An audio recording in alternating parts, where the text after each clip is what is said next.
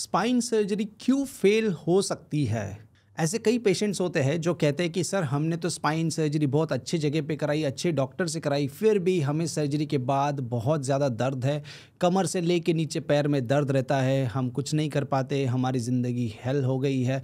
तो आप प्लीज़ हमको कुछ बताइए, क्या हम कर सकते हैं, क्या सर्जरी सही हुई थी। तो बात कर रहे हैं उसी टॉपिक के बारे में आज डिटेल में कि क्या होता है फेल्ड स्पाइन सर्जरी या फेल्ड बैक सिंड्रोम। स्वागत है आपका मेरे चैनल पे जेन स्पाइन हिंदी। मेरा नाम है डॉक्टर राकेश ठाके। मैं एक स्पाइन सर्जन के तौर पे मुंबई में काम कर रहा हूँ।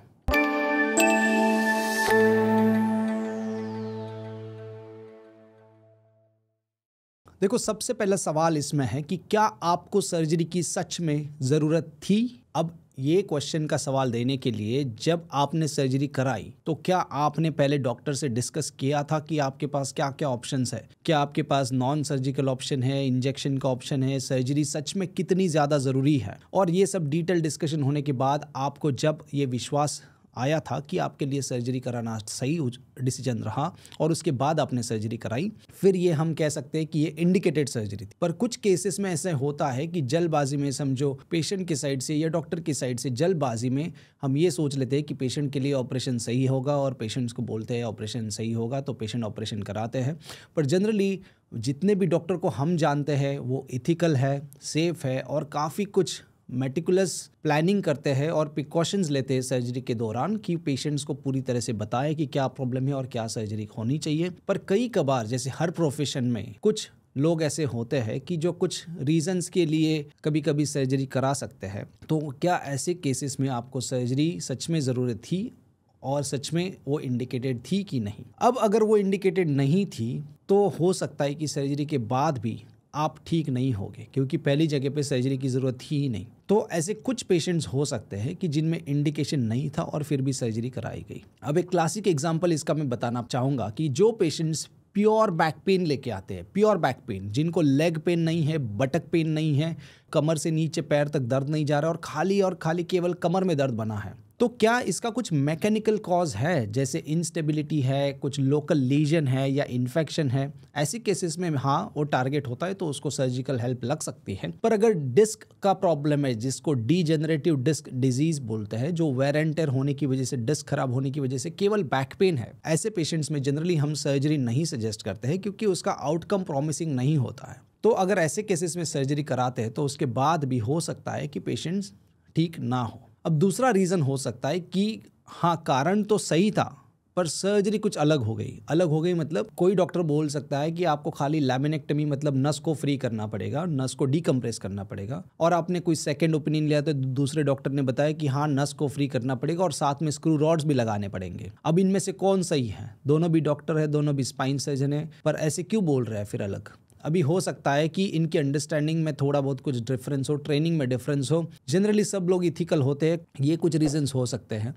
और अगर स्क्रूज और रॉड्स लगा रहे हैं तो क्या उसका सही इंडिकेशन है कि नहीं। मतलब समझो अगर नस खाली दबी है और हमको जॉइंट्स को ज़्यादा निकालना नहीं पड़ रहा है, खाली सेंटर से नस को फ्री करना पड़ रहा है, तो ऐसे केसेस में इंस्टेबिलिटी हम क्रिएट नहीं करते, मतलब दो मन के हिलते नहीं हैं, तो ऐसे केसेस में हम स्क्रू और रॉड्स नहीं लगाते। पर कई केसेस में ऑलरेडी लिस्थेसिस होता है, मतलब एक मन का दूसरे मन के ऊपर स्लिप हो जाता है, या फिर किसी पेशेंट्स की जॉइंट्स बहुत ज़्यादा बढ़ के सेंटर में आके नस को दबाते हैं, तो ऐसे केसेस में हमको जॉइंट्स को निकालना पड़ता है। दोनों भी केसेस में हमको स्क्रूज और रॉड्स लगाना ज़रूरी होता है। अभी किसी पेशेंट को नहीं चाहिए होता है कि अपनी बॉडी में स्क्रूज और रॉड्स लगाए, ऐसे केसेस में इनके लिए लगाना इनके लिए सही होता है। पर अगर ज़रूरत नहीं थी तो स्क्रूज और रॉड्स स्किप हो सकते हैं, तो ऐसे केसेस में खाली लैमिनेक्टमी भी कर सकते हैं। पर अगर ज़रूरत है और नहीं लगाया तो फिर बैक पेन बना रह सकता है, क्योंकि इंस्टेबिलिटी की वजह से कमर में दर्द हो सकता है। फिर आपको सेकंड सर्जरी लग सकती है कि जिसमें स्क्रूज और रॉड्स लगाना पड़े। अब एक और रीज़न हो सकता है कि इनकम्प्लीट डीकम्प्रेशन मतलब नस पूरी तरह से फ्री नहीं हुई हो। अभी ये जनरली होता है कि जैसे मिनिमली इन्वेजिव डीकम्प्रेशन या एंडोस्कोपिक डीकम्प्रेशन में कभी कभार अगर डॉक्टर की ट्रेनिंग स्टार्टिंग फेज में है या पूरी तरह से देख नहीं पाए तो फिर इनकम्प्लीट डीकम्प्रेशन रह सकता है। जनरली ओपन टेक्निक में माइक्रोस्कोप के अंडर ये काफ़ी अच्छे से डीकम्प्रेस हो सकता है, बट अगर कोई वेल ट्रेंड एंडोस्कोपिक सर्जन है तो एंडोस्कोप से भी अच्छे डीकम्प्रेस करते हैं। पर कभी कभार अगर इनकम्प्लीट डीकम्प्रेशन मतलब पूरी तरह से नस फ्री नहीं होती है तो भी फिर आपके सिम्टम्स बने रहेंगे। अगर सब कुछ सही हुआ है, सही आपका डायग्नोसिस हुआ, सही सर्जरी हुई, पर आप सर्जरी के बाद कंटिन्यू स्मोकिंग कर रहे हो, टबैको चीव कर रहे हो या लॉन्ग टर्म मेडिकेशंस पे हो, तो भी सर्जरी फेल हो सकती है। स्मोकिंग की वजह से आपके टिश्यूज हील नहीं होते हैं, फ्यूजन नहीं होता है, और फिर आप डॉक्टर पे ब्लेम करोगे कि सर हमने तो सर्जरी कराई, हमको तो दर्द जारी है। पर अगर आप स्मोकिंग कर रहे हो तो ये बिल्कुल आपका दुश्मन है, और अगर आपको पता है कि आप स्मोकिंग नहीं छोड़ सकते हो तो प्लीज़ डॉक्टर से पहले डिस्कस करें और सर्जरी ना कराएं, क्योंकि स्मोकिंग एक बहुत ही निगेटिव इफेक्ट डालती है स्पाइन के हीलिंग पे। कुछ केसेस में स्मोकिंग ना करते हुए भी नॉन यूनियन या सुडो आर्थरोसिस हम बोलते हैं वो हो सकता है, पर ऐसे केसेस में फिर बोन ग्राफ्ट लगा के या उचित डायरेक्शन से प्रॉपर सर्जरी, सेकेंड सर्जरी करके भी फ्यूजन अचीव हो सकता है। और एक कारण हो गया कि कॉम्प्लिकेशन सर्जरी के बाद कुछ हो जाते हैं समझो, तो कॉम्प्लिकेशंस की वजह से भी सर्जरी फेल हो सकती है। अभी कुछ कॉम्प्लिकेशंस प्रेडिक्टेबल होते हैं, कुछ कॉम्प्लिकेशंस अनप्रेडिक्टेबल होते हैं। प्रेडिक्टेबल वाले जैसे हो गया समझो इन्फेक्शन। अब इन्फेक्शन जनरली सारे प्रिकॉशंस लेने के बाद भी, अच्छे से एंटीबायोटिक देने के बाद भी, स्टेरिलिटी प्रॉपर मेंटेन करने के बाद भी किसी पेशेंट्स को इन्फेक्शन हो सकता है। और अगर इन्फेक्शन होता है तो फिर अंदर पस जमा होता है, मवाद होता है, जिसकी वजह से अगर ये प्रॉपरली ट्रीट ना हो टाइम पे तो काफ़ी हद तक ये जो लेवल पे सर्जरी हुआ है उसके वर्टिब्रे को डिस्ट्रॉय कर सकता है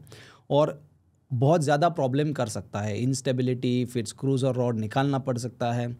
वो हड्डी को खाने की वजह से, इंस्टेबिलिटी होने की वजह से हड्डी कोलैप्स हो सकती है, तो काफ़ी हद तक ये प्रॉब्लम जा सकता है। अभी ऑलरेडी हमारे पास ऐसे पेशेंट हैं जिन्होंने दूसरी जगह पे कई ऑपरेशन होके 3 महीना हॉस्पिटल में एडमिट होके 2 हड्डी उनकी 4 और 5 पूरी तरह से ख़राब हो चुकी है, और अभी उनका पस वस निकाल के एंटीबायोटिक की ट्रीटमेंट चल रही है। तो ये हद तक इतना प्रॉब्लम हो सकता है अगर इन्फेक्शन होता है तो इससे टाइमली डायग्नोस करके टाइमली ट्रीटमेंट कराना ज़रूरी होता है। अनप्रेडिक्टेबल कॉम्प्लिकेशन में एग्जाम्पल देना चाहूँगा कि अरेकोनाइडाइटिस, मतलब जो नस के ऊपर कवरिंग होता है, ड्यूरा मैटर, अरेकोनाइड मैटर का, ये अरेकोनाइड नाम का जो कवरिंग होता है ये इसका सूजन हो जाता है। ऐसा नहीं कि नस को डैमेज हो गया ऑपरेशन के दौरान इसके वजह से जो हुआ, पर ये अनप्रेडिक्टेबल है। कोई पेशेंट्स को नर्व इरिटेशन या ये अरेकोनाइडाइटिस हो जाता है, जिसकी वजह से फिर सर्जरी के बाद भी इनको पैरों में दर्द होता है या नर्व रिलेटेड पेन इनको होता है, और ये मेडिसिन या कुछ करने के बाद भी ये पेन जारी होता है, और अनफॉर्चुनेटली ऐसे केसेस में हम ज़्यादा कुछ नहीं कर पाते हैं। अब ये रीजंस बताने के बाद भी कुछ ऐसे रीजंस होते हैं कि जो हमें मालूम ही नहीं होते, जितना सब कुछ करने के बाद, इन्वेस्टिगेशंस करने के बाद भी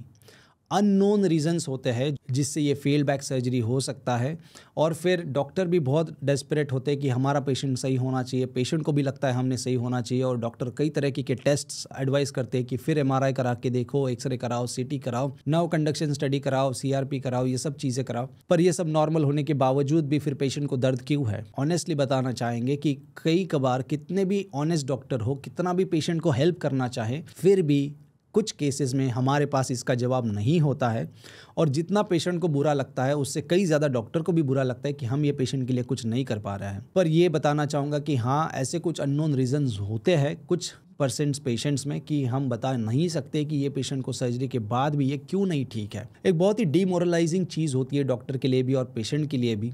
और अभी वापस कुछ सर्जरी करना इनके लिए सही नहीं होगा, क्योंकि कुछ टारगेट नहीं दिख रहा है, अपने सारे रिपोर्ट्स करा लिया है। ऐसे केसेस में मे बी हम सेकेंड ओपिनियन के लिए पेशेंट्स को बोलते हैं कि आप ज़रा दूसरे डॉक्टर को मिल के आओ, उनका सुनो क्या कहना चाहेंगे। और अगर आपको 2-3 डॉक्टर ने बोला है कि सब सही है, इसमें कुछ प्रॉब्लम नहीं आ रहा है, तो अनफॉर्चुनेटली आप ये अननोन रीजंस कैटेगरी में आते हैं। डॉक्टर जितना भी चाहे आपको ज़्यादा कुछ हेल्प नहीं कर पाएंगे। अब ये सब चीज़ें जानने के बाद एज अ स्पाइन सर्जन मेरा इसके ऊपर क्या ओपिनियन है, फेल्ड स्पाइन सर्जरी के ऊपर। देखो, मैं ये कहना चाहूँगा कि अगर आपका इंडिकेशन सही है, अगर आपने इसका होमवर्क किया है, खुद ने ऑपरेशन के बारे में, इस प्रॉब्लम के बारे में जानकारी ली है, और आपको डॉक्टर के ऊपर कॉन्फिडेंस उतना आ रहा है कि ये डॉक्टर जो बता रहे हैं सही बता रहे हैं, और आपने बाकी नॉन सर्जिकल ट्रीटमेंट सारी ट्राई कर ली है, फिजियोथेरेपी, मेडिसिन ट्राई कर ली है, फिर भी आपको प्रॉब्लम इतना है कि आपकी daily quality of life affect हो रही है, और अगर इंडिकेशन सही है एमआरआई में, तो जनरली पेशेंट्स अच्छे होते हैं, सर्जरी सक्सेसफुल होती है।